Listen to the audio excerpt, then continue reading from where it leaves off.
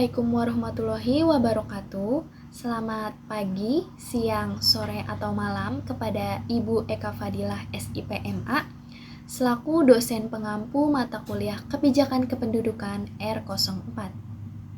Sebelumnya, izinkan saya memperkenalkan diri. Nama saya Devina Fadiah dengan nomor absen 15 dan NPM 233515516027. Pada kesempatan kali ini, saya akan menjelaskan kembali materi yang sudah pernah Ibu paparkan dan Ibu jelaskan sebagai syarat memenuhi tugas 1. Di sini saya akan menjelaskan kembali materi pada pertemuan 2, yaitu tentang definisi kebijakan kependudukan, konsep kebijakan kependudukan, dan jenis-jenis kebijakan kependudukan. Yang pertama yaitu definisi kebijakan kependudukan. PBB mendefinisikan kebijakan kependudukan adalah tindakan dan program yang disusun untuk membantu tercapainya tujuan-tujuan ekonomi, sosial, demografi, politik, dan tujuan umum lainnya dengan cara mempengaruhi variabel-variabel fertilitas, mortalitas, dan imigrasi. Beberapa tokoh juga menjelaskan, yaitu Mondstadt dan Walji. Mereka menjelaskan kebijakan kependudukan meliputi semua tindakan pemerintah yang dengan sengaja, misalnya melalui hukum, peraturan, dan program-program yang bertujuan mempengaruhi pertumbuhan, jumlah, distribusi, dan komposisi penduduk. Salah satu tokoh juga menjelaskan lagi, yaitu Berleson. Kebijakan kependudukan adalah merupakan semua tindakan pemerintah yang direncanakan untuk merubah peristiwa-peristiwa kependudukan atau semua tindakan yang mampu merubahnya. Sehingga dari definisi-definisi yang sudah saya jelaskan tadi, dapat dikatakan bahwa kebijakan kependudukan adalah kebijakan yang ditujukan untuk mempengaruhi besar, komposisi, distribusi, dan tingkat perkembangan penduduk. Secara makro, core problem dari kependudukan terdapat dua hal, yaitu masalah kuantitas dan masalah kualitas. Masalah kuantitas meliputi laju pertumbuhan penduduk atau populasi, tingkat kelahiran atau fertility, tingkat kematian atau mortality, dan persebaran yang tidak merata atau migration.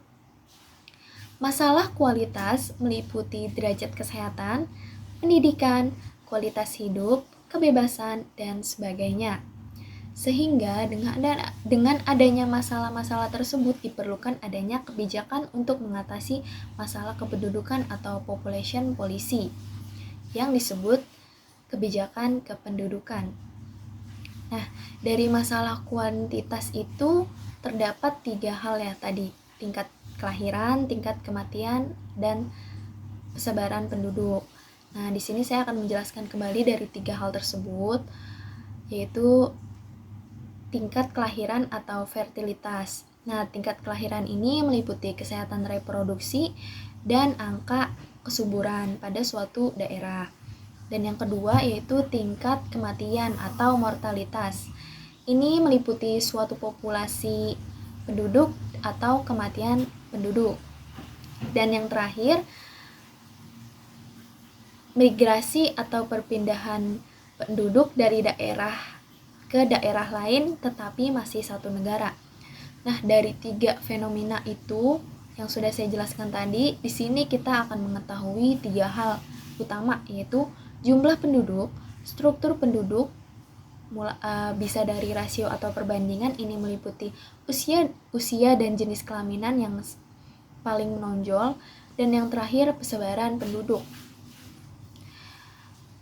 Lalu dengan yang sudah saya jelaskan tadi, kita akan mendapatkan 3 data, yaitu yang pertama, data pertama persebaran. Usia lebih banyak lansia atau tidak pada suatu daerah. Dan yang kedua, data komposisi, lebih banyak penduduk laki-laki atau perempuan. Dan yang ketiga, tren, apa yang paling banyak diketahui pada wilayah tersebut. Nah, dari 3 data tersebut, Ini akan memudahkan pemerintah untuk melakukan perencanaan dan pembangunan atau membuat program yang sesuai dengan pada suatu wilayah. Nah, selanjutnya,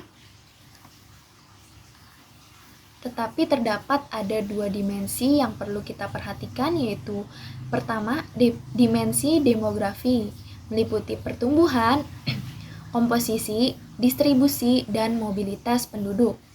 Yang kedua, dimensi sosial ekonomi, politik, ekologi, yang meliputi pendidikan, kesehatan, kebebasan, kualitas hidup, ketenaga kerjaan, pekerjaan, dan sebagainya.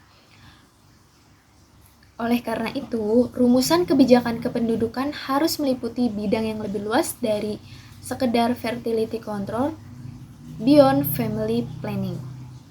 Selanjutnya saya akan menjelaskan jenis-jenis kebijakan kependudukan.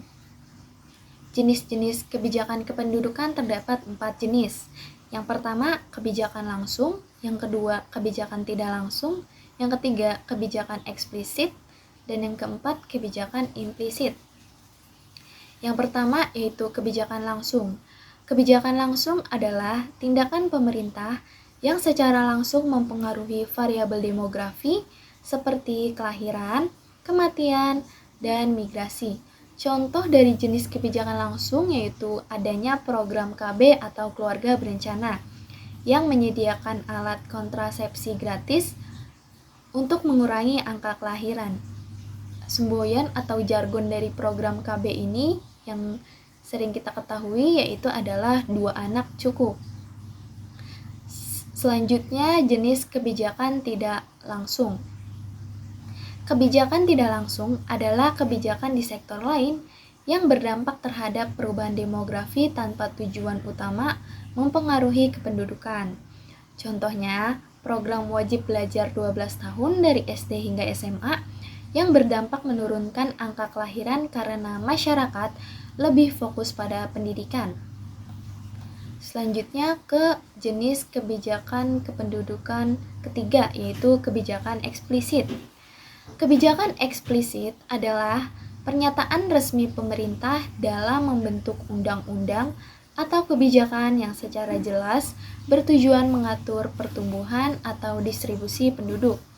Contohnya, kebijakan imigrasi Australia pasca Perang Dunia II yang secara langsung bertujuan menambah jumlah penduduk.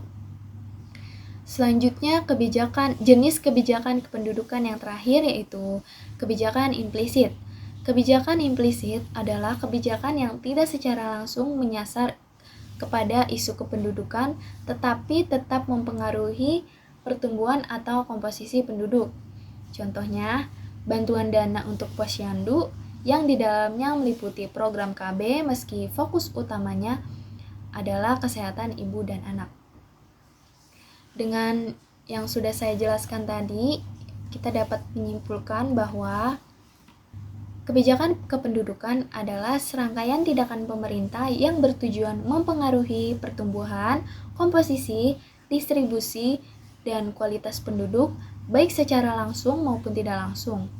Masalah kependudukan meliputi 2 dimensi utama, yaitu kuantitas atau itu meliputi pertumbuhan, kelahiran, kematian, dan persebaran.